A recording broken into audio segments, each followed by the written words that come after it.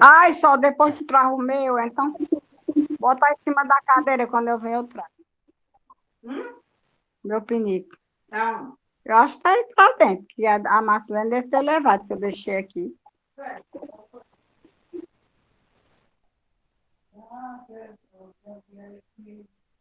A Lídia mandou uma mensagem para você. O que já falou? Boa noite, a paz do Senhor a todos. Pai do Senhor, queridos irmãos, sejam bem-vindos. Daqui a pouco vamos estar começando nossa aula. Peço a vocês que desliguem os microfones, tá bom? Quem estiver com o microfone ligado, dê uma olhadinha aí para desligar o microfone. Dentro de alguns instantes vamos estar começando, tá certo?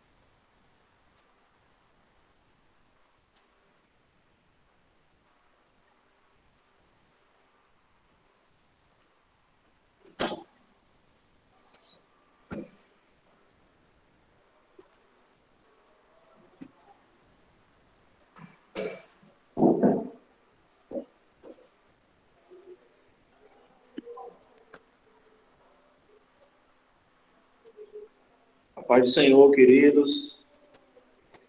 Vocês me ouvem bem? Sim. Sim.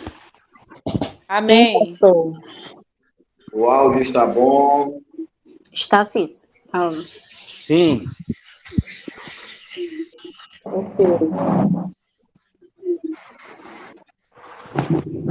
Queridos, daqui a um minutinho nós vamos estar começando, tá bom?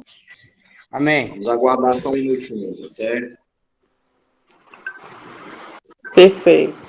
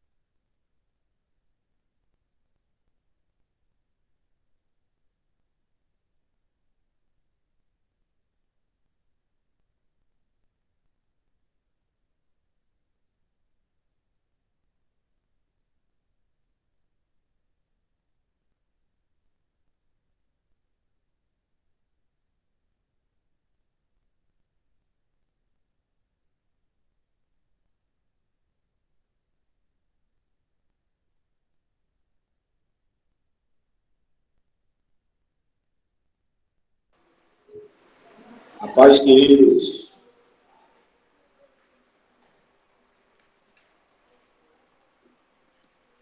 Vocês me ouvem aí? Amém. Deixa eu só conferir aqui se a minha voz está chegando boa para vocês.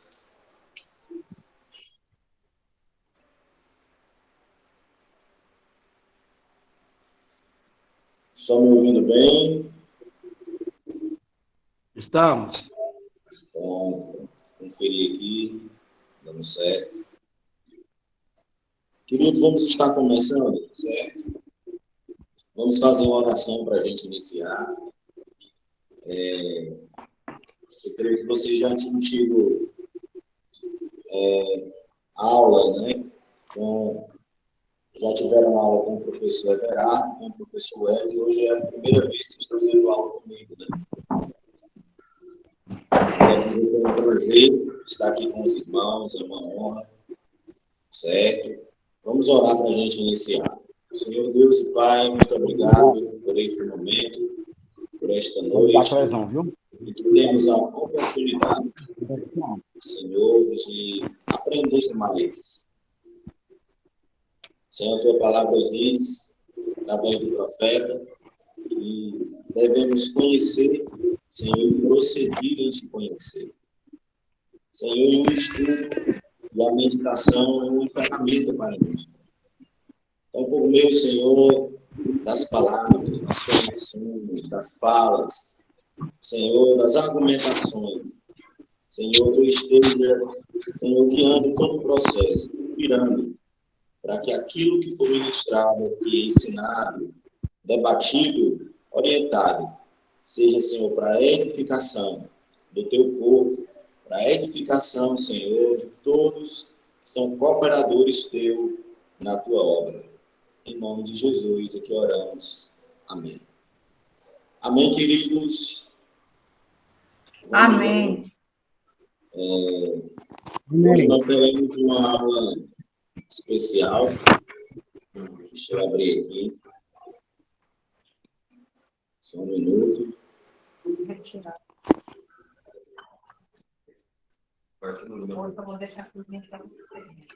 Quero dar as boas-vindas a todos os irmãos, certo? Quem ainda não me conhece, né, eu me chamo Silas, e a gente aqui é um dos idealizadores do Instituto, e temos estado aí nesses últimos 2 anos e meio para 3 anos, nessa jornada aí, de repassar, né, um pouco de saber, um pouco de sabedoria, um pouco de conhecimento, para que seja útil, né, e venha auxiliar os irmãos em tudo aquilo que vocês já fazem na obra de Deus. Tá bom? Peço aos irmãos que tenham aí só o cuidado de deixar os microfones desligados, tá bom? Dê uma olhadinha no seu microfone para ver se ele está ligado. Se ele estiver ligado, desligue, tá bom? Peço essa gentileza aos irmãos. Tá bom? Queridos, hoje nós vamos tratar de uma disciplina, certo? Que é uma disciplina particular do curso do Instituto Fanol. Né? Então, você não vai ver essa disciplina em outros cursos. Então, ela é uma disciplina especial do Instituto Fanol. E eu creio que vai ser algo assim, muito positivo e algo que vai edificar muito a sua vida. Tá bom? Eu estou produzindo uma apostila sobre o tema que nós vamos apresentar hoje. Então, a apostila não está pronta, certo? Mas já tem alguma coisa aqui que eu posso passar para os irmãos, tá bom? Então, vamos lá. A disciplina que nós vamos ver hoje é o seguinte tema: discipulado conexão, uma nova geração de remanescentes. Por que discipulado conexão? Porque é um discipulado que visa gerar conexão, especialmente entre pais e filhos, e gerar conexão também com personagens bíblicos, de modo que os nossos filhos serão aí estimulados a terem esta conexão, a retornarem, no caso de pais e mães que têm dificuldade de se conectar aos seus filhos, de ter essa conexão familiar restaurada, e a conexão também porque nós vamos apresentar determinados personagens bíblicos que serão inspiração para cada faixa etária da vida, desde a concepção até a fase adulta. Tá bom, queridos? Então, por isso é discipulado conexão, uma nova geração de remanescentes, né? A palavra remanescente, ela vem da palavra raiz. E isso nos remete também a pensar em nossos filhos. Eu, particularmente, acredito que o melhor útero de Deus é a nossa casa. Se nós observássemos isso com mais atenção, a nossa casa, ou a nossa casa seria o celeiro, né, que formaria os discípulos de Jesus, os atuais e aqueles que ainda estão no processo, né? Então, por isso, esse subtítulo, uma nova geração de remanescentes. Certo? Esse tema remanescente é muito interessante. Quem ainda não conhecer, estude, você vai gostar. É um assunto aí muito especial, tá bom? Então, vamos lá. A visão do discipulado, certo? A visão deste discipulado. Antes de apresentar a visão do discipulado, eu queria aqui falar um pouquinho, mencionar um pouco da minha trajetória. Hoje, né, eu consigo reconhecer, eu não diria hoje, mas nesses últimos anos, eu consigo reconhecer a grande importância que meu pai e minha mãe tiveram na minha formação espiritual, especialmente minha mãe. E não lhe custou pouco. Eu estava até aqui na dissertação dessa apostila aqui, eu passei para minha esposa ver, e eu tinha colocado algumas palavras, ela pediu para que eu retirasse. Porque o processo de formação, de criação, formação e educação, tem um custo, tem uma demanda. E eu sempre estou mencionando o quanto a minha mãe se esforçou e como foi forte o seu compromisso de estar passando algo sobre Deus, nos estimulando a ler a palavra, nos conduzindo até a comunhão da igreja. Então, na minha vida em especial, meu pai, especialmente minha mãe, foram preponderantes, foram imprescindíveis. Por isso eu acredito muito nisso. Eu acredito que os pais podem ser preponderantes na formação e potencialização espiritual dos seus filhos. Tá certo? Um dos mais relevantes desafios é encontrarmos uma proposta espiritual que contemple nossas reais prioridades. Dentre elas, a de compreender como interpretar o nosso chamado dentro e a partir de nossa família. No mundo de hoje, mais ainda, é um mundo corrido, onde o tempo parece muitas vezes ser curto demais para aquilo que a gente tem para fazer. E essa equação às vezes, fica muito complicada de ter um resultado que nos agrade. Ou seja, como é que a gente escolhe, né, dentre aquilo que a gente considera importante, dentre as nossas prioridades, como é que a gente faz essa escolha, organiza a nossa vida, para, de fato, ela contemplar as nossas reais, né, e principais prioridades. Então, nós temos algumas prioridades na vida, mas quais são aquelas que são as mais especiais?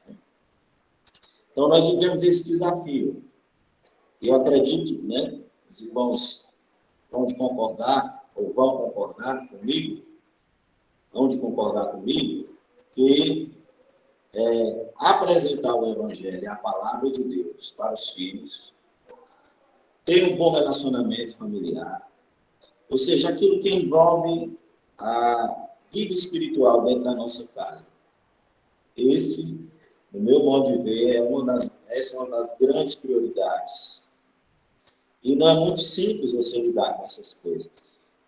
Eleger prioridades, organizar a vida de tal modo que contemple as coisas que você considera mais importantes na sua escala de prioridades. Testemunho que, pessoalmente, por muito tempo, me percebi incoerente em não investir tempo e atenção aos meus filhos.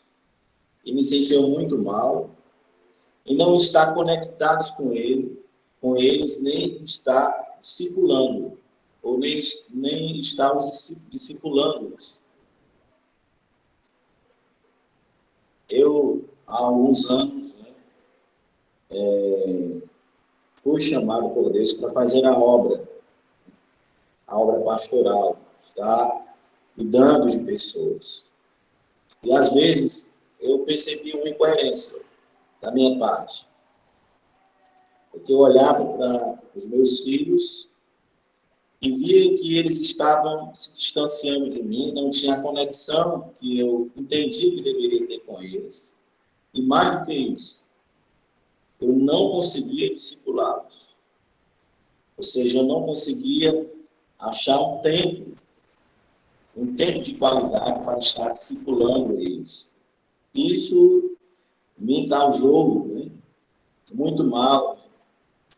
Mas eu vinha orando, eu vinha em oração, eu e minha esposa, para que o Senhor nos desse clareza sobre isso. Aí, amados, é uma crítica aqui que eu faço, a nossa compreensão de igreja, a nossa compreensão de metodologia, de trabalho, inclusive de tempo que nós acreditamos que estamos servindo a Deus. A gente observa tudo isso. E a pergunta é, qual é o tempo que é destinado à educação espiritual dos nossos filhos?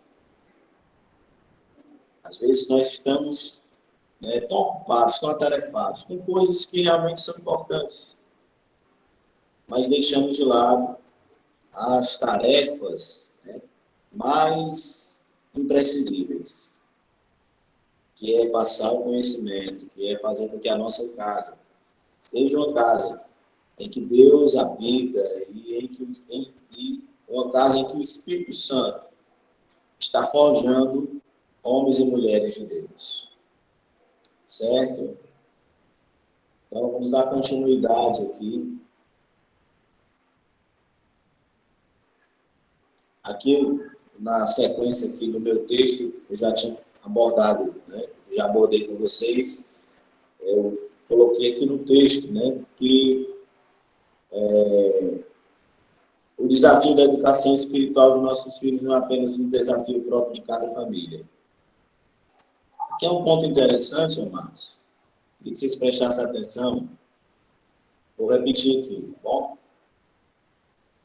O desafio da educação espiritual de nossos filhos não é apenas um desafio próprio de cada família. Esse desafio é fundamentalmente o da visão de uma igreja que entende o derramado do Espírito Santo como como um fenômeno de ênfase, de destaque para o entrelace geracional.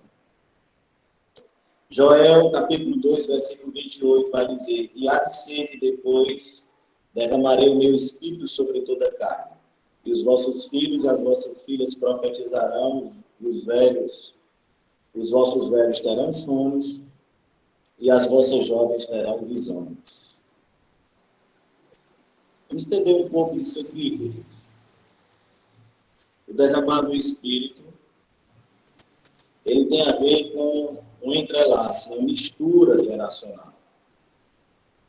Essa mistura geracional, esse entrelace geracional, tem a ver com o que Deus pode fazer na vida de filhos, de jovens e de velhos. Eu faço uma crítica, mais uma crítica construtiva, que muitas vezes os velhos estão fazendo uma igreja que é boa para eles.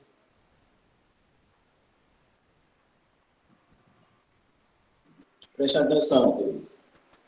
Muitas vezes nós fazemos uma igreja que é boa para nós, os mais velhos. Então, é um louvor que a gente gosta, é um estilo que a gente gosta, e a gente não olha, né, esse movimento derramado do Espírito, como foi profetizado, e que é a causa de nós estarmos aqui. O movimento da igreja é um movimento fruto do derramado do Espírito, e aqui em Joel isso está destrinchado. Isso tem a ver com o entrelace das gerações. De modo que quando a gente concebe uma igreja cujo Espírito Santo é derramado nela, essa igreja deve ter vitalidade em todas as faixas etárias. De modo que os filhos têm que estar envolvidos, os jovens têm que estar envolvidos e os velhos têm que estar envolvidos. A gente aqui tem conversado sobre... Desculpa, amado, vou tomar uma coisa aqui.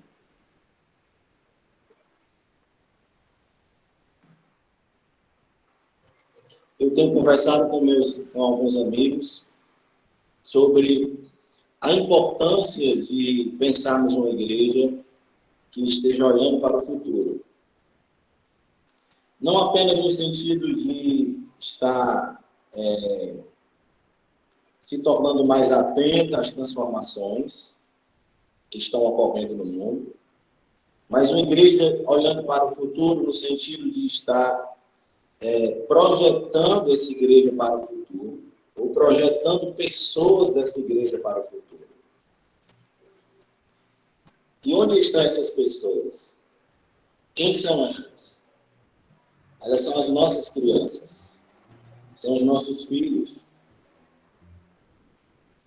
De modo que um projeto de igreja, ele tem que ser um projeto cujo foco principal seja esse de continuidade.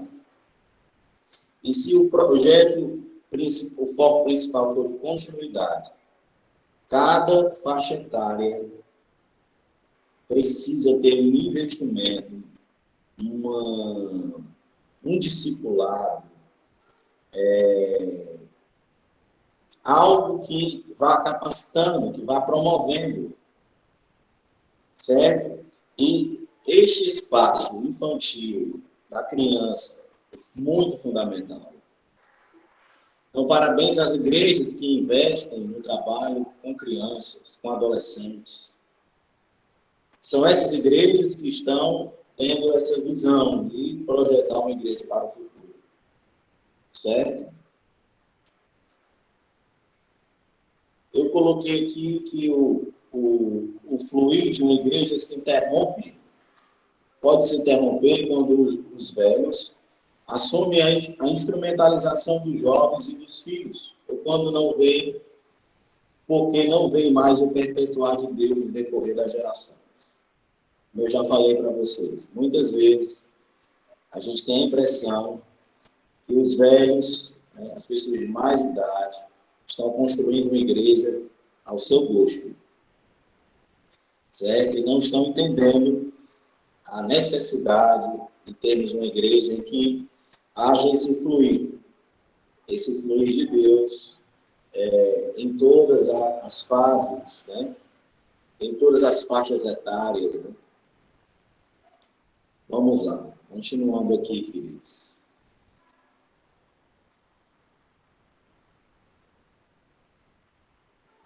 É o seguinte, amados, né?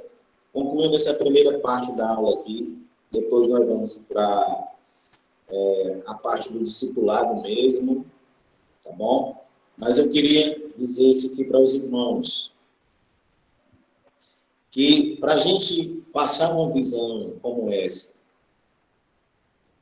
a gente precisa assumir compromissos pedagógicos reais com aquilo que acreditamos.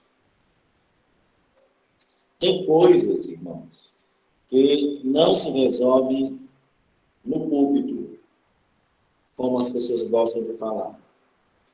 Tem coisas que não se resolvem com apelos ou com cultos específicos. Tem coisas que, pelo menos, correspondem, né, ao melhor que nós podemos fazer. E até aí onde a gente pode ir, quando nós assumimos compromissos pedagógicos reais. Por isso que é importante investir em trabalhos específicos para formar pessoas. Porque somente quando a gente investe nesses compromissos pedagógicos reais é que a gente vai dar consistência àquilo que nós estamos vendo, aquilo que nós interpretamos como a vontade de Deus. Então, muitas vezes a gente quer resolver apenas no culto, ou apenas fazendo um culto específico. Claro que isso também é importante. Mas as coisas, elas precisam entrar dentro desse processo pedagógico, do dia a dia, sabe, do planejamento, da estratégia. Então, se nós queremos algo novo na nossa família, se nós queremos ver os nossos filhos sendo aquilo que Deus quer que eles sejam, compreendendo que nós somos chamados por Deus, e nossos filhos da mesma forma, nós precisamos assumir compromissos pedagógicos reais. Então, é pensando nisso que a gente entende que é imprescindível que os pais façam um discipulado com seus filhos. Mas um discipulado mesmo, um dia, com hora marcada, com temas específicos. E eu estou falando isso aqui para os irmãos porque eu estou vivendo esse desafio. Esses dias, a gente está implementando um discipulado aqui em casa e tem sido, assim, uma experiência de muito aprendizado, de muito crescimento, certo? E a gente vai vendo, na prática, essa necessidade, né, de que os filhos têm de aprender a palavra de Deus, né? E aprender tendo como via, né, os seus próprios pais, certo?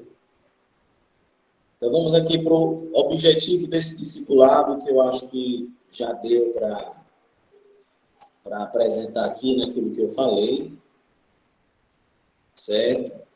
Vamos agora para a introdução aqui da temática, tá bom? A Bíblia está repleta de textos que abordam a importância do ensino dos pais aos filhos, entendendo a partir das Escrituras o valor de pais estarem semeando, cultivando e aperfeiçoando a vida espiritual dos seus filhos. É que nasce essa ideia, essa compreensão de um discipulado específico, né? Um discipulado feito pelos pais. Eu coloquei aqui no texto que depois eu vou estar passando para os irmãos também, um assunto da palavra que muito relevante, que é o profetismo de Noé e sua atualidade. Pouco atentamos para o profetismo presente na vida de Noé e sua atualidade no fim dos tempos. O próprio Jesus Cristo falou que, assim como foram nos dias de Noé, seriam nos dias que antecederiam a vinda do Filho do Homem.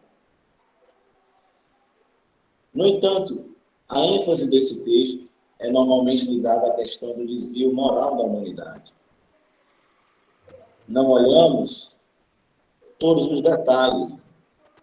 Por exemplo, o lado salvífico presente nessa história de Noé. E esse lado salvífico presente na história de Noé, ele possui uma natureza de salvação familiar.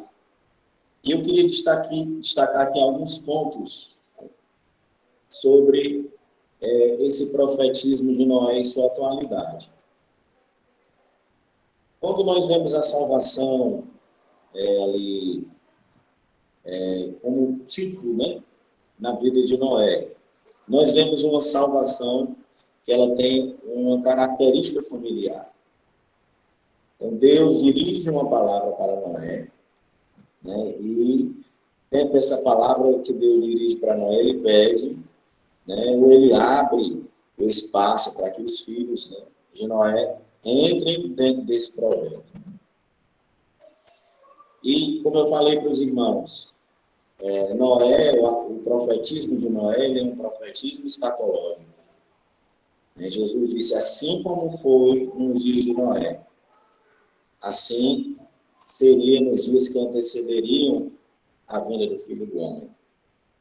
Então, é interessante a gente pensar, né, a partir desse ponto. Se a história de Noé é uma história escatológica, o que ela quer dizer para nós, para as nossas vidas, nos dias atuais? Uma vez que nós estamos aqui no ponto último da história, né? Nós somos esta geração, a história está em 2022, nós estamos nela, certo? Então, como é que a gente pode se apropriar desse profetismo de Noé? Será mesmo um profetismo escatológico? O que tem a ver com a nossa família? Outro ponto. Construindo em família um projeto salvador. Essa história de Noé revela isso. Revela a construção de um projeto em família. E diante daquilo que a gente vê hoje, né, coisas que os irmãos já sabem, precisam ser aqui repetitivos, de uma ideologia, né? Todo mundo está sabendo disso, ciente disso, de que existe uma ideologia que quer retirar, né, o poder dos pais, o poder da formação dos pais, ou da formação feita pelos pais. E quando a gente olha para a história de Noé, a gente vê um projeto construído em família. Um projeto de salvação construído em família. E isso né, como o termo já foi colocado, é profético. Então, por que não assumirmos isso? Né?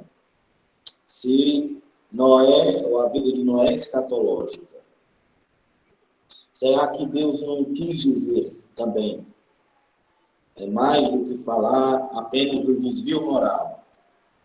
Será que Deus não quis dizer também nesse esforço familiar, ou nessa construção familiar, ou nesse projeto de salvação familiar? Eu penso que sim. Eu penso que a história de Noé, quando Jesus diz que assim como foram os dias de Noé, seriam os dias que antecederiam a vinda do Filho do Homem, não tem a ver apenas com um tempo de grande desvio moral, mas com um tempo em que os pais e os filhos estarão juntos, construindo um projeto de salvação. Já aqui para o ponto 3, são 5 pontos que eu queria destacar. O tempo do fim como tempo de atenção para a família já está inserido no que eu falei. o poder do direcionamento de um pai sobre o futuro dos seus filhos, promovido na confiança e obediência dos filhos à ministração de Deus ao seu pai. Se nós olharmos a história de Noé como história escatológica, que fala para a família, que tem uma mensagem para a família, olha como é interessante. Deus falou a Noé. Deus não falou aos filhos de Noé. Mas os filhos de Noé seguiram o direcionamento dado por Noé. Os irmãos estão entendendo a proposta que eu estou colocando? Amém. Amém, amém. Os filhos Amém, pastor de Ciro. Noé seguiram o direcionamento de Noé. O que eu estou querendo colocar aqui para os irmãos é o seguinte: a história de Noé é uma história escatológica que tem uma mensagem para a família. Certo? Amém, pastor. Então, não é uma mensagem apenas do desvio moral que existia na época de Noé. Né? Dentro da história de Noé, nas entrelinhas ali, há uma mensagem para a família. E é interessante perceber que os filhos de Noé deram atenção a Noé. E por isso foram salvos. A família de Noé foi abençoada porque ela se envolveu naquele projeto de salvação. Foi abençoada e salva. Certo? O quinto ponto é uma aliança de esperança e reconstrução. A mensagem de Noé também fala disso, como uma mensagem de uma aliança de esperança e de reconstrução. Quando nós pensamos no que Deus ainda pode fazer, certo? Isso tem a ver com o que nós podemos fazer na nossa casa. O que Deus pode fazer, quem Deus pode usar, isso tem a ver com o que nós podemos fazer na nossa casa. A igreja que Deus tem para levantar, os homens e mulheres de Deus, serão importantes, impactantes. Tem a ver com o que nós podemos fazer na nossa casa. A esperança, a reconstrução, a continuidade da ação do Espírito Santo tem a ver com o que nós podemos fazer na nossa casa. Então, a história de Noé revela tudo isso. Então, o profetismo na vida de Noé é um profetismo familiar. A escatologia de Noé, ou a escatologia presente na história de Noé, é também uma escatologia familiar. Então, tem como a gente aprender muita coisa sobre isso. Eu pretendo, futuramente, estar desenvolvendo pelo menos um artigo sobre esse profetismo presente na história de Noé, com essa mensagem, com uma mensagem para a família.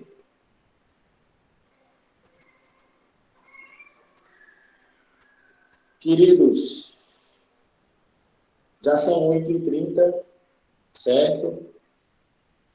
Nós vamos para a última parte aqui da aula, mas eu queria aí um retorno de vocês aí. Vocês estão entendendo? Vocês têm alguma coisa para falar? Fala um pouquinho aí para mim tomar uma águazinha aqui. Amém, pastor Silas. Amém, amém. Acho que o mais difícil do discipulado realmente é discipular os filhos, né? É uma tarefa difícil. Às vezes a gente consegue discipular tanta gente, né? E esquece de discipular os nossos, né? Pastor Silas, o que eu percebo também é isso aí que a missionária acabou de dizer aí, porque nós pastores nos envolvemos muito com a obra, muitas vezes fora de casa, né? Com os filhos dos outros, com os jovens dos outros, com os adolescentes dos outros, e às vezes deixamos de ouvir a nossa própria necessidade. né? E isso que o senhor está falando, o culto doméstico, o discipulado, né, dos nossos filhos, como o senhor disse que está tendo uma experiência muito excelente em Deus, nós também desejamos a mesma coisa, e eu confesso para o senhor e para os amados irmãos que eu não tenho feito isso na minha casa e me proponho a estar fazendo em nome de Jesus. Vai ser bênção. Amém. Obrigado. Amém.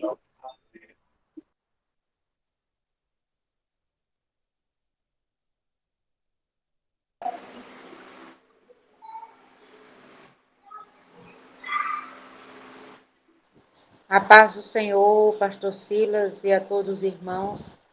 E eu quero dizer que é muito importante, porque nós ouvimos situações de outros adolescentes, como o pastor está ouvindo, e assim, e também para ajudar, isso diante do pastoral, né, é um compromisso de cada um. Mas eu, como mãe de 3 filhos, né, e a gente começou muito cedo na obra, e fizemos muitos assim momentos com eles, e eu aprendi uma coisa, que ouvir as pessoas é muito fácil, assim, literalmente falando, mas quando nós fazíamos o nosso culto doméstico, né, reunião familiar, e passamos a ouvir a necessidade deles, passamos a nos despertar mais. Por quê? Porque muitas vezes nós, como pais, ouvimos mais os de fora, assim, temos tempo mais como pastor para os de fora, e esquecemos de pararmos para ouvir os nossos filhos, né? E ali nós nos despertamos mais e passamos a fazer o culto doméstico, aonde nós dávamos a oportunidade aos 3, né?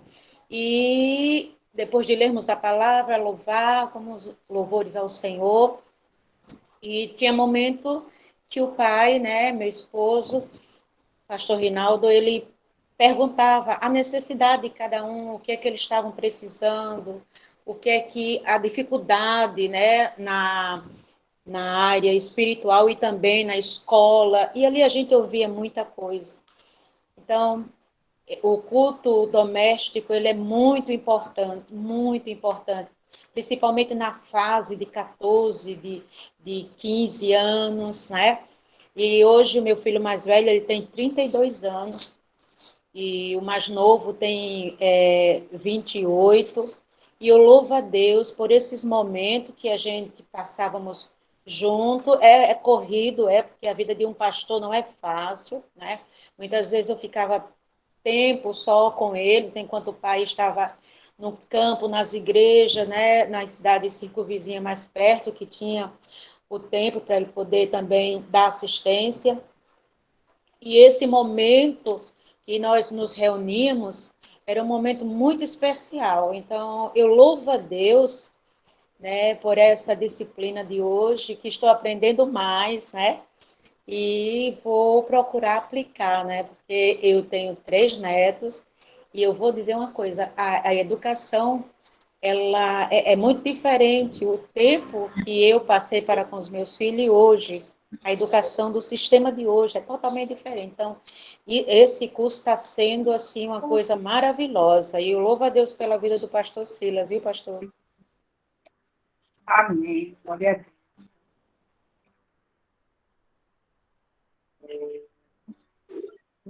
Amém, queridos. Gente, essa é uma realidade, né?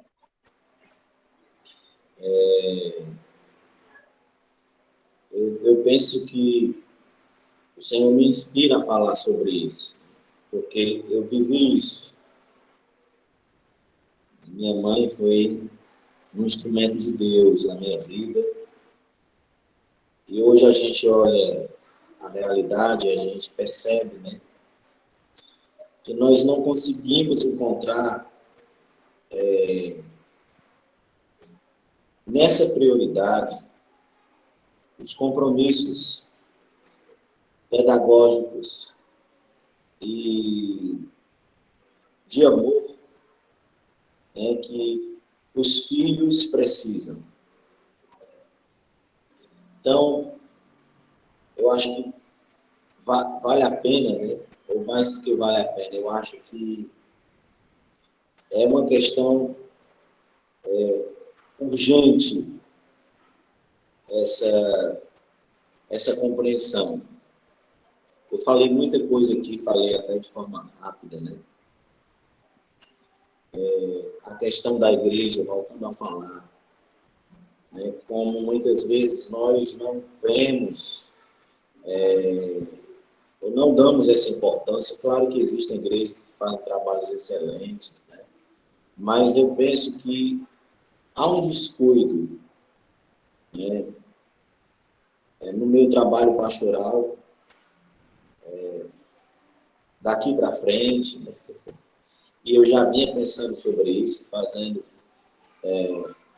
algumas transições nas minhas escolhas, nas minhas propostas na igreja, que é de investir mais nos pais.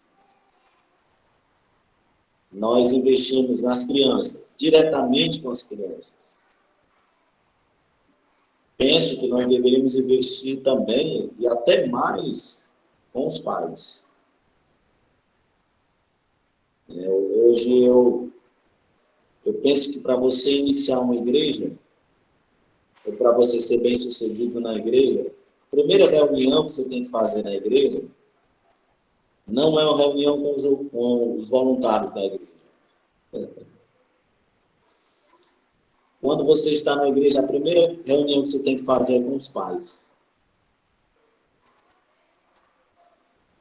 E é por aí, certo? Vamos dar continuidade aqui, tá bom, queridos? Amados, nós já estamos indo para a última parte da aula, tá bom? Se eu estiver passando muito rápido pelos assuntos, eu estou observando aqui, cada assunto desse que eu passei, dava para ser uma aula, né? Mas como nós só temos uma aula, uma disciplina, por mês, né? Mas aí vai ter conteúdo, eu vou enviar para vocês vão destrinchando, tá bom? Então falamos sobre Amém. o texto de Joel, o derramado do Espírito Santo, que precisa ser visto como um movimento de todas as faixas etárias. Então, cuidado para não fazer. Eu falo, olhando para mim. Meu gosto de louvor, irmãos, é louvor dos anos 70, dos anos 80. Eu estava ontem me lembrando de um louvor, acho que da década de 70. É o meu gosto. Só que a gente tem que ter cuidado, não é fazer uma mudança na igreja, não. É termos o cuidado da igreja não estar atendendo, termos o cuidado para que a igreja não esteja atendendo, né, o gosto de quem já está consolidado. Uma pessoa de 30 anos de fé, de 20 anos de fé, 30 anos, essa pessoa, ela não pode se desviar mais, não. Se ela se desviar, ela é boa de levar uma pisa de Jesus. Mas um adolescente não tem consistência. Então, aí a gente vai fazer uma igreja ao nosso gosto. Não é para fazer igreja a gosto de ninguém. Mas nós, humanos, nós construímos uma cultura religiosa. Nossa igreja é uma cultura, ela tem uma liturgia que tem um estilo, certo? E que muitas vezes está agradando a gente, mas que não é compatível com a compreensão, com a visão daqueles que mais são vulneráveis, que são tanto os novos convertidos, né? Mas aqui é um assunto à parte. Estamos falando dentro do contexto de família, E dentro do contexto de família, os mais vulneráveis não são os pais, são os filhos. Certo?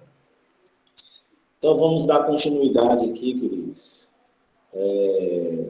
Falei sobre o profetismo de Noé, né? Que é interessante, isso é algo teológico, certo? Que eu tenho assim, um compromisso de fazer um artigo depois sobre isso, porque isso é muito forte. Né? Agora eu queria falar um pouco sobre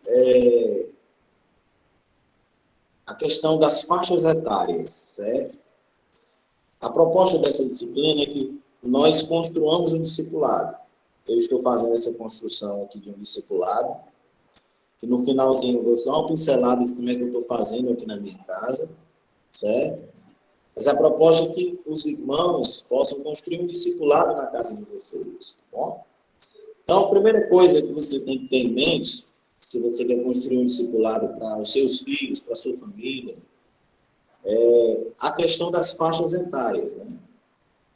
Tem três autores aqui, que no texto que eu vou enviar para vocês vão ver, descrevem o ciclo vital em 8 períodos. Pré-natal, da concepção ao nascimento, primeira infância, do nascimento aos 3 anos de idade, segunda infância de 3 a 6 anos, terceira infância de 6 a 11 anos, adolescência de 11 a 18 anos, jovem adulto de 19 a 40 anos. Por onde eu passei pastoreando, a gente conseguiu comunicar, né, de algum modo, essa mensagem da atenção para os nossos filhos. Né? E a gente foi criando, assim, nomes. Né? Em vez da gente fazer o trabalho infantil, usar o termo infantil, kids, crianças, a gente usava outro termo. A gente colocava um nome de um personagem bíblico que podia inspirar aquela faixa etária. Certo? Então, eu fiz aqui essa dissertação aqui dessa apostila, colocando alguns nomes para ser trabalhados, ou alguns nomes que podem se tornar o nome do discipulado que você vai trabalhar dentro daquela faixa etária. Certo? Primeiro, Samuel, certo? Você pode colocar o nome discipulado Samuel, ou conexão Samuel, certo? Mas eu entendi, né? Isso é uma visão particular. Quando você coloca um nome, aquele discipulado, ele ganha uma energia. Ele se torna algo profético, certo? E colocamos aqui de 0 a 3 anos, dentro desse discipulado Samuel. Por que Samuel? Porque tem a ver com um nascimento especial. Aí você pode, quem trabalha em igreja, né? Você é pastor, você constituir esse discipulado, certo? Que ele serve também para a família, obviamente, a gente quer aplicar primeiro na nossa casa, mas que também pode ser compartilhado para outras famílias.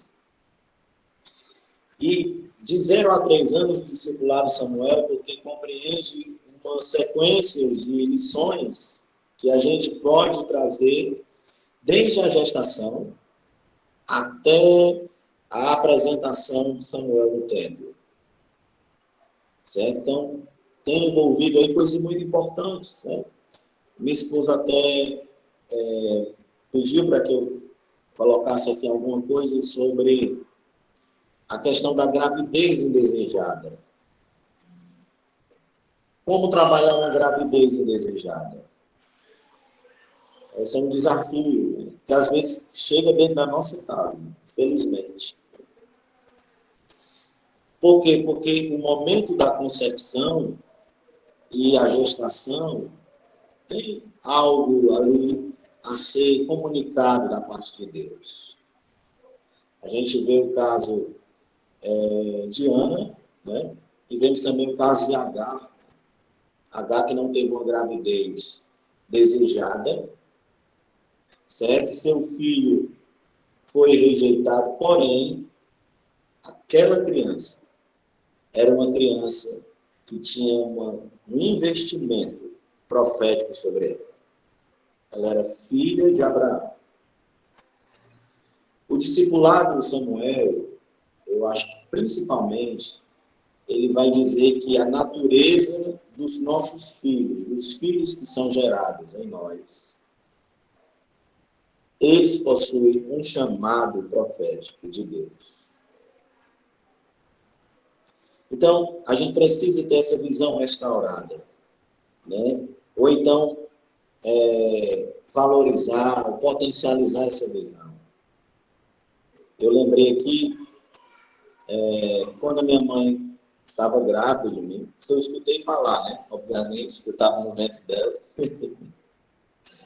Ela recebeu já promessas de Deus na minha vida. Então, há um lugar de entendimento dentro dessa faixa etária, da gestação, né? Do período da concepção até, eu coloquei aqui no texto mais destrinchado para vocês verem, como, por exemplo, o nome da criança é importante, porque o nome tem uma mensagem. Veja que, no caso, por exemplo, de Sansão, né? O pai de Sansão queria saber qual era o propósito, né, da vida, e o anjo revelou. Então, nossos filhos já nascem com um propósito. Não são crianças que nascem apenas da carne e do sangue. Então, a gente precisa entender já desde esse momento pré-natal, né, essa compreensão espiritual que cerca aquele ente que está nascendo, aquele ser que está nascendo. E então fazer esses primeiros encaminhamentos, de estar falando sobre Deus, de estar conduzindo a igreja, certo? Então, é possível você criar um discipulado específico para isso, tá bom? Outra faixa etária é de 3 até 11 anos. Dentro dessa faixa etária de 3 a 11 anos, a gente já trabalhou isso numa igreja, nós chamávamos de geração Timóteo. Então, como é que você pode trabalhar seus filhos dentro dessa faixa etária? Eu utilizei, no período que a gente esteve pastoreando no interior, essa expressão, geração Timóteo, né? E fazendo o discipulado, você pode colocar discipulado Timóteo. Eu estou dando aqui apenas, amados, exemplos, mas você pode desenvolver ao seu modo, certo? Por que Timóteo? Porque vai ter vários textos de Paulo fazendo menção à infância de Timóteo, dizendo que Timóteo sabia, né, deixa eu ler aqui, 2 Timóteo 3, 14 e 15, que desde a tua meninice sabe as sagradas escrituras, que pode fazer-te sábio para a salvação pela fé que há em Cristo Jesus. Trazendo à memória a fé não fingida que em ti há, que habitou primeiro em tua avó Lóide, e em tua mãe Eunice, estou certo que também habita em ti. Antes de Timóteo servir a Paulo, nós inferimos que ele viveu um processo de ensino realizado na sua casa. Veja que Deus determinou ainda.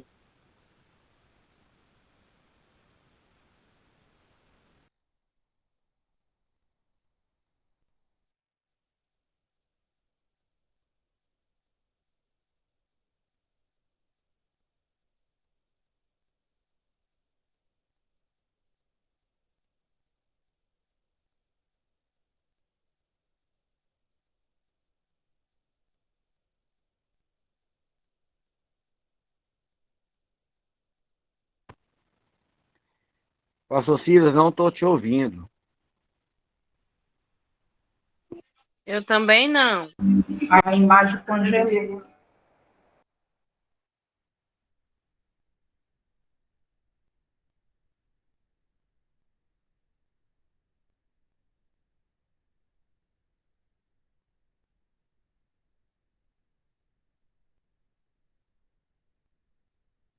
Um processo pedagógico, ou seja, você trabalhar literaturas bíblicas,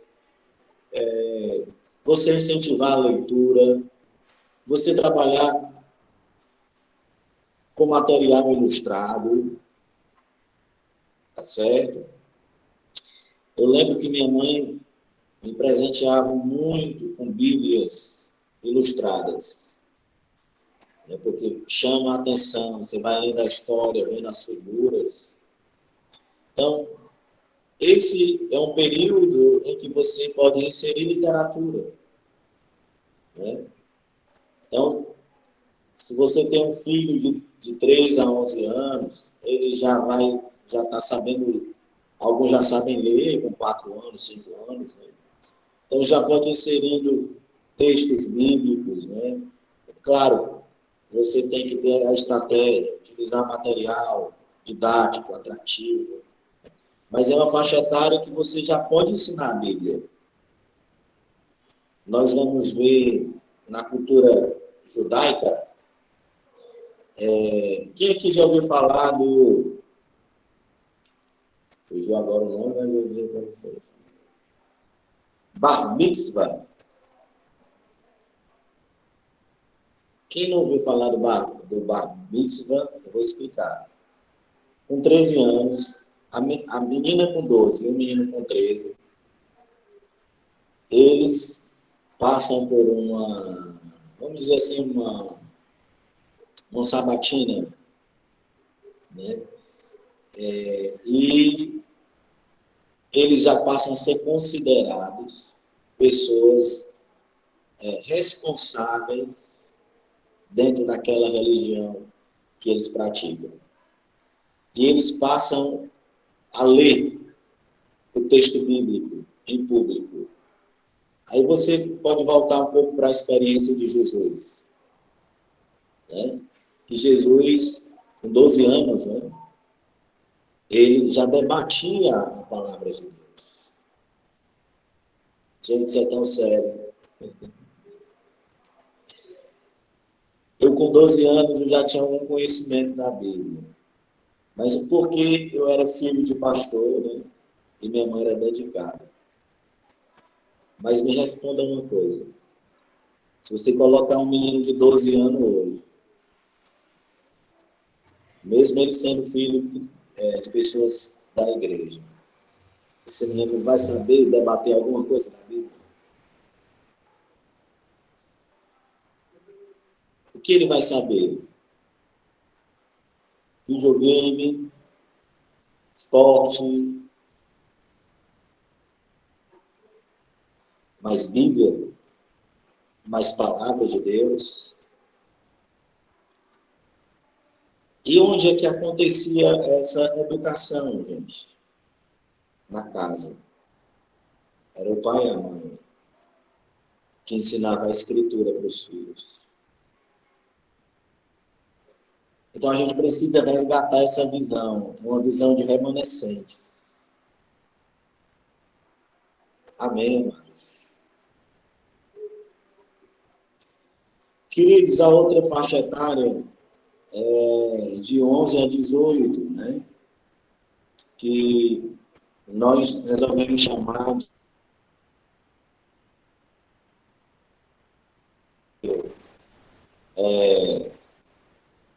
utilizamos o termo Eliseu por um motivo específico, porque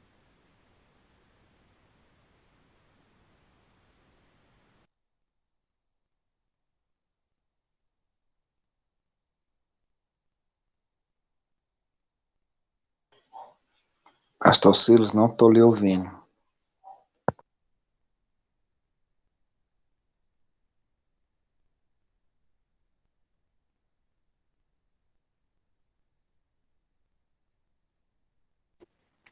Eu também não. e agora, queridos? Agora sim. E agora, estão me ouvindo? Agora sim. Voltou. Agora sim. Pronto. Então, de 11 a 18 anos, eu penso nessa estratégia de utilizar a vida de Eliseu como referência. Eu vou dizer por quê. Seria um discipulado voltado para a história de Eliseu. Eu tenho uma inspiração em Eliseu, né?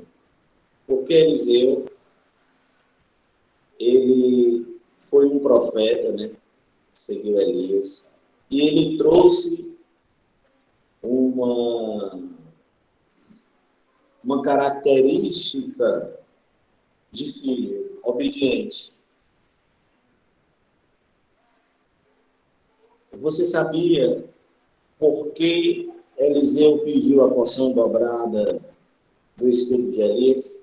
Quem aqui que está na sala aqui se arrisca a responder? Você olha Eliseu fazendo aquela fala, né? Você acha, mas esse Eliseu não tem juízo, não. Como é que o homem pede a porção dobrada do espírito de Elias? Parece, sim, arrogância, ou que a pessoa está querendo demais. Né? Quem aqui saberia me dizer o motivo pelo qual Eliseu teve a coragem de pedir a porção dobrada do espírito de Elias?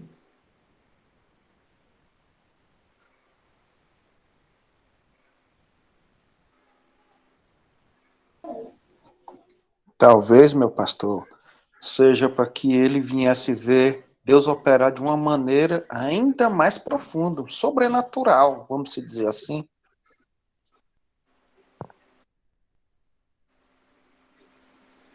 Isso tá inserido, né? Está inserido também. Alguém mais queria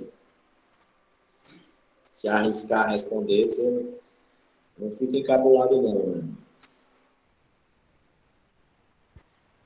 Pastor Silas, eu penso que ele queria dar continuidade, né, ao discipulado de uma forma mais poderosa, não poderia dizer assim, mas uma forma mais eficaz, mais cheia de unção, não sei. Eu creio que, né, na minha simplicidade, que conhecendo, andando com Elias, conhecendo o Deus que Elias servia, a proporção que servia, e tinha muito mais ainda, né? Então, quando você conhece e sabe a fonte, então, se tem sobre você essa quantidade, eu quero dobrar, porque eu sei que da onde vem tem mais. Queridos, todos estão certos, né? Mas eu queria acrescentar algo. Se vocês falaram, faz muito sentido. Porém, o que deu a Eliseu a fé de pedir a porção dobrada? Ele sabia que Deus tinha poder para isso, mas por que ele teve coragem de pedir? Essa é a questão. Por que ele teve coragem de pedir? Ele teve a coragem de pedir, preste atenção, porque ele conhecia o princípio do filho primogênito. O filho primogênito, ele ficava com a herança dobrada dos seus pais. E o que o filho primogênito tinha como característica? Ele era o que mais ajudava o pai. Ele era, obviamente, mais empenhado, o que tinha mais responsabilidade. Então, Eliseu, ele era isso na sua casa. Ele era o filho que ajudava a família. E ele sabia que lá na sua casa, ele tinha direito à herança dobrada. Aí ele foi seguir, Eliseu foi seguir Elias. E ele transferiu para o seu ministério aquela dedicação, esforço.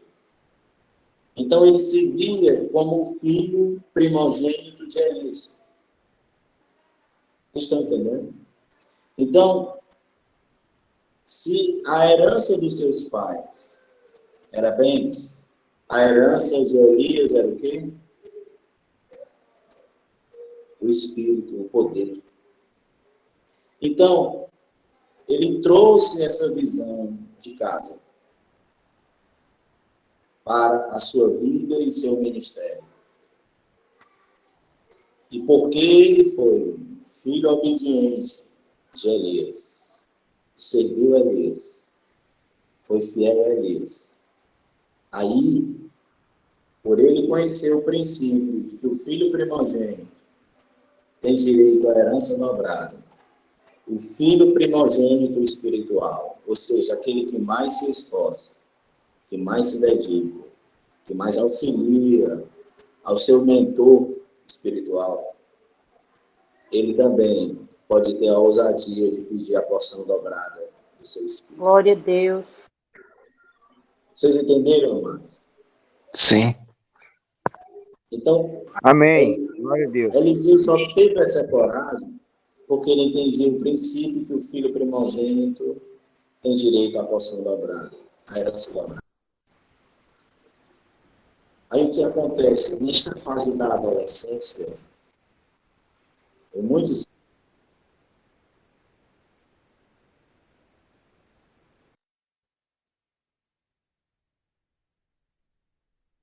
Gravou de novo. Ficamos sem seu áudio, pastor Silas. Verdade. Não estou ouvindo. Voltou agora? Sim. Voltou. Então, irmãos, nessa fase de adolescência, o que Eliseu pode inspirar? Eliseu pode inspirar, primeiro, a realidade de que a vida espiritual, ela é uma réplica da vida familiar. Então, você que é um obreiro, né? Você que é um pastor, por exemplo,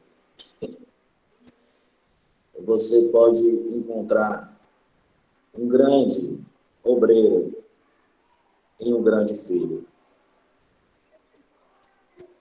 Então, isso é um ponto a ser considerado.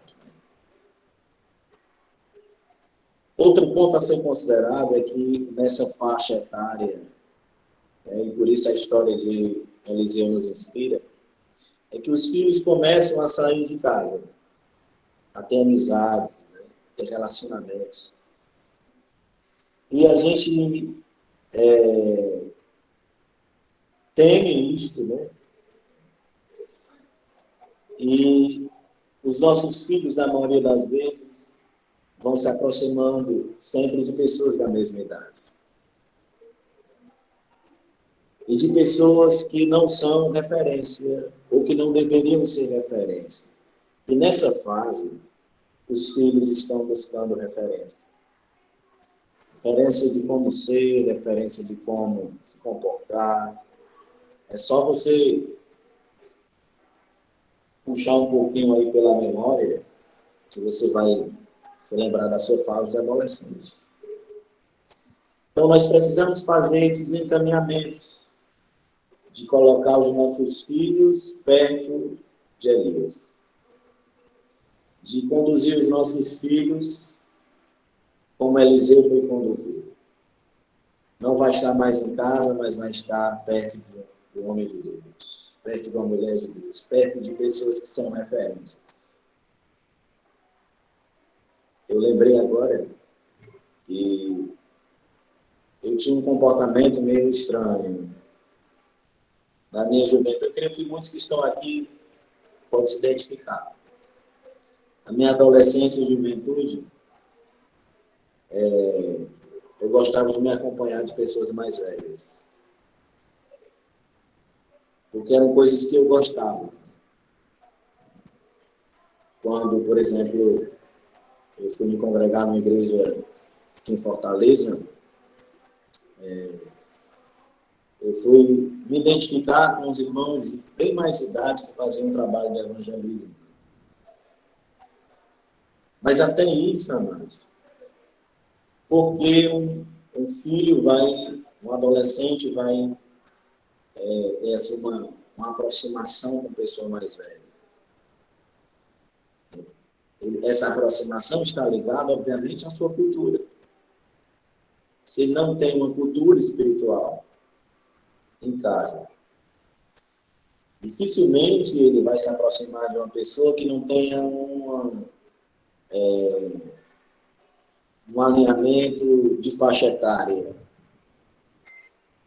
Ele só vai se aproximar de uma pessoa mais velha, por exemplo, que possa estar lhe dando dicas, lhe mentoreando, lhe inspirando, se ele já tiver aprendido e se já tiver envolvido com esse tipo de cultura espiritual, cultura de Deus. Bom, gente, e para concluir, é uma faixa etária também de inspiração. A adolescência é também uma faixa etária de inspiração. Então, é importante que os nossos adolescentes estejam bem acompanhados, de preferência com pessoas de Deus, já formadas, e que possam passar coisas boas, né? Queridos, e para concluir aqui, o discipulado Daniel, certo? Que esse discipulado de 18 anos para frente. Por que Daniel, dessa vez? Né? Porque Daniel é aquele jovem, com outros jovens, né? Daniel e seus amigos, que tiveram que enfrentar desafios numa contradição cultural. Eles tinham que ser destaque lá, mesmo dentro de um ambiente de contradição. Eles tinham que ser santos, mesmo dentro de um ambiente de contradição. Isso reflete um contexto que os nossos filhos passam. Quando, por exemplo, vão para a faculdade, quando começam a entrar no mercado de trabalho. Mas será que a gente ainda consegue ter conexão com eles nessa idade? Por que não? Aí é um desafio para o pai e para a mãe. Né? Aqui eu não generalizo, não é isso. Mas quem puder, continue acompanhando seus filhos nessa idade. Como você vai fazer isso?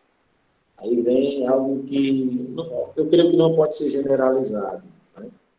Mas o pai e a mãe que pode. Estude. Leia livros. Porque chega uma idade que o seu filho cresce intelectualmente e que talvez você não consiga mais conversar com ele, não tenha diálogo mais com ele, porque é outro contexto de assunto, de teorias. Então, o pai e a mãe precisam também fazer esse esforço, né, de ser mais dedicado em áreas específicas da vida adulta, certo? E a partir daí, você pode construir essa conexão, né, continuar em conexão com o seu filho. Tá bom, gente? Gente, vamos encerrar. E nesse encerramento aqui, eu só queria dizer para vocês rapidamente mesmo, como é que eu estou fazendo aqui o meu discipulado em casa, certo?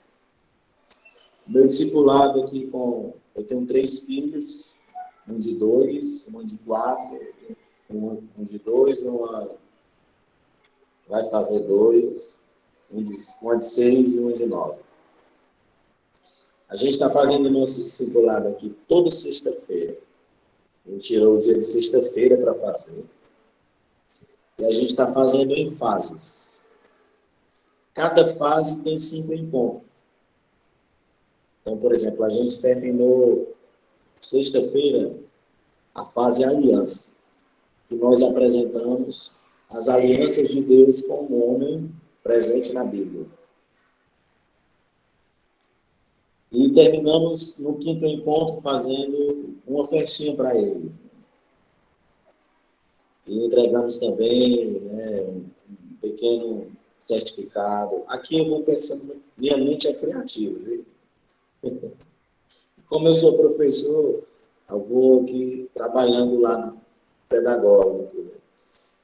Mas ninguém precisa fazer igual, fazer muita coisa. Só estou aqui dando um exemplo do que eu estou fazendo. São 5 encontros, o quinto encontro é um encontro especial, onde a gente faz uma festinha, uma comemoração. E nos encontros regulares, né?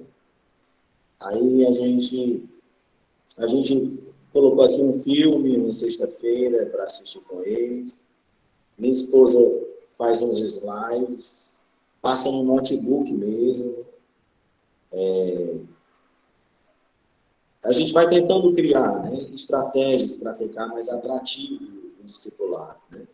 Aí sempre tem um brindezinho no final, tem perguntas, né, e por aí vai. Mas está sendo assim muito especial, certo? E isso pode seguir para sempre, né? Então a gente terminou sexta-feira, vamos começar outro, uma segunda fase, vem a terceira, a quarta. A gente vai inserindo temas, né? Temas bíblicos e que tem a ver com a formação deles, né? Por exemplo, essa próxima fase aqui, a gente vai trazer o tema Boas Maneiras. E a gente já está aqui pensando em minha esposa, né? Talvez vamos usar provérbios, né? Para poder estar falando da sabedoria da vida, né? De respeitar o mais velho, de ser sábio na hora de falar. E é isso, amados. Quem quiser mais informações, quem quiser utilizar esse modelo, você pode me perguntar no meu privado, que eu explico ele com mais detalhes para vocês. E estou muito feliz de ter apresentado essa disciplina para vocês, essa visão para vocês, e que isso se reverbere na vida de vocês, na igreja de vocês, em nome de Jesus. Quero orar para fazer o encerramento, gente. Mas a gente queria abrir, saber se alguém tem alguma pergunta, quer falar alguma coisa antes da gente encerrar.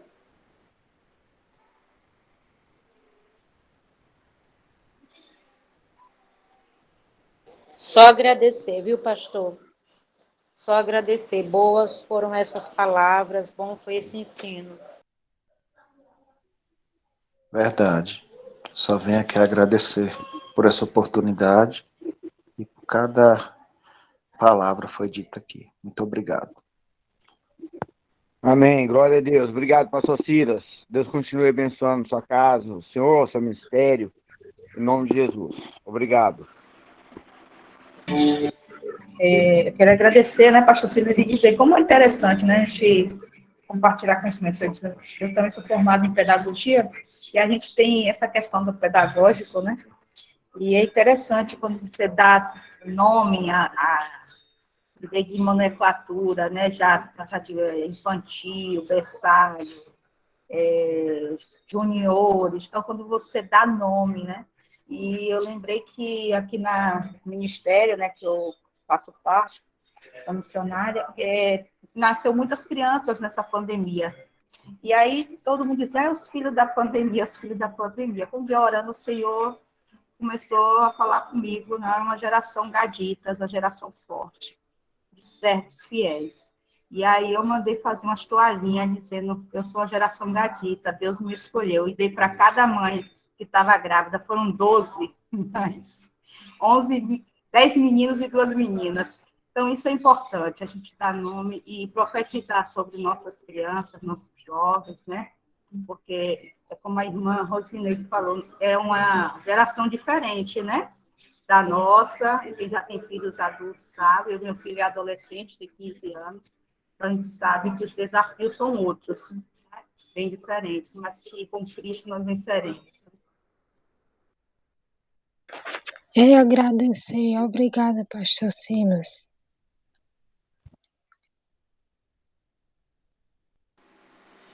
Eita, obrigado, amados. Que testemunho lindo de vocês. Esse testemunho aí que a irmã compartilhou, né? Teve muito menino aí, muita mulher engravidando na pandemia. Muito. Tem muita matéria-prima aí. Queridos, que alegria. Eu estou aqui muito contente de comunicar isso com vocês. Estou comunicando algo que eu acredito mesmo, viu? Que a minha vida tem se voltado realmente para ver mais longe e para cultivar a nossa herança espiritual, que são os nossos filhos. Vamos fazer uma oração agora. Eu quero orar por nossos filhos, pelos filhos de vocês, por nossos filhos espirituais, por todas as pessoas que nos veem como pai ou como mãe. Senhor, em nome de Jesus, te agradeço por esta noite, em que foi aberto um espaço para pensar, para refletir, para ser revelado. Obrigado. Sobre, Senhor, a importância de investirmos nosso tempo, esforço e direção espiritual na vida, Meu Deus. Senhor, de nossos filhos. Sejam nossos filhos de carne e sangue, que também devem se tornar filhos espirituais. Sejam aqueles que são achegados a nós, que nos amam, que estão perto de nós, que são formados através da nossa vida. Que venhamos, Senhor, entender o derramar do Teu Espírito, que não é apenas, Senhor, sobre os adultos. As crianças, os jovens também participam. Espírito Santo de Deus, vem estar com cada um de nós. Que esta aula tenha, em algum ponto pelo menos, despertado no coração dos teus servos a vontade, o interesse de saberem mais como cultivar, como potencializar a vida espiritual dos seus filhos. Senhor, se nós atentarmos para isso, teremos, Senhor, uma nova geração, remanescentes, pessoas, Senhor, que serão formadas, Senhor, dentro das nossas casas. Vem,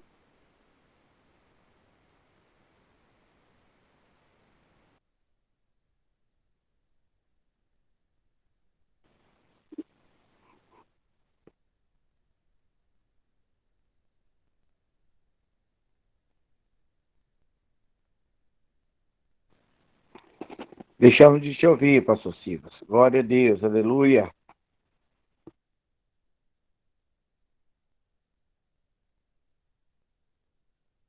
ainda não, né? Agora voltou. Ainda não, né? Queridos, foi um prazer estar com vocês. Sim, voltou. Espero ter contribuído. Vou enviar o PDF para vocês. Não está pronto totalmente, porque eu quero aqui produzir uma apostila. Amém. Mas o que tiver pronto eu já vou passar para vocês, tá bom? Quarta-feira a gente avisa quando a prova estiver pronta e envia o PDF para ajudá-los a responder a prova e para ser um material aí de estudo para vocês. Tá bom? Um grande abraço, foi um prazer estar com todos vocês. Quero agradecer aqui também ao coordenador pedagógico. Vocês já conhecem o Emanuel, Marcos? Sim. Sim. Amém. Eu tive a oportunidade de conhecer ele em Fortaleza. Emanuel? Amém. Aleluia, glória a Deus. É uma bênção de Gente, Deus. gente, o Emanuel ele é um presente, assim, grande. Um irmão, um amigo, uma pessoa genial, inteligente. Ore por ele. Ele tem sido, assim, determinante para que o curso esteja funcionando, esteja se organizando. Você é uma bênção, Emanuel. Que Deus te abençoe. Que Deus abençoe a Muito todos. obrigado, pastor. Muito obrigado. Foi tão bom conhecer os irmãos que eu não tinha visto ainda.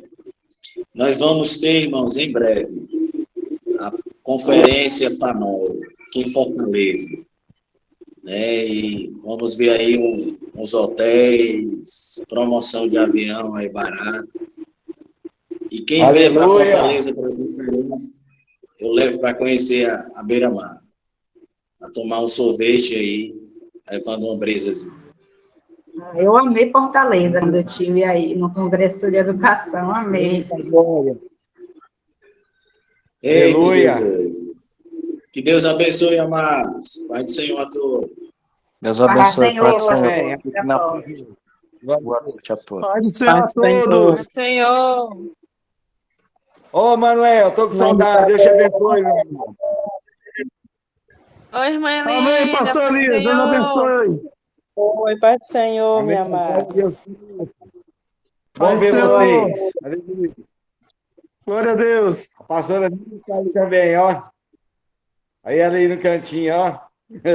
Amém, Pai do Aleluia. Senhor. Um beijo, Emanuel. Deus te abençoe. O Isaac quer te ver aí, ó. Um abraço. Pai do Senhor, Isaac, Deus abençoe. Glória a Deus. Deus abençoe. Amém. Obrigado. Amém. É, tia Miriam. Glória a Deus. Obrigado.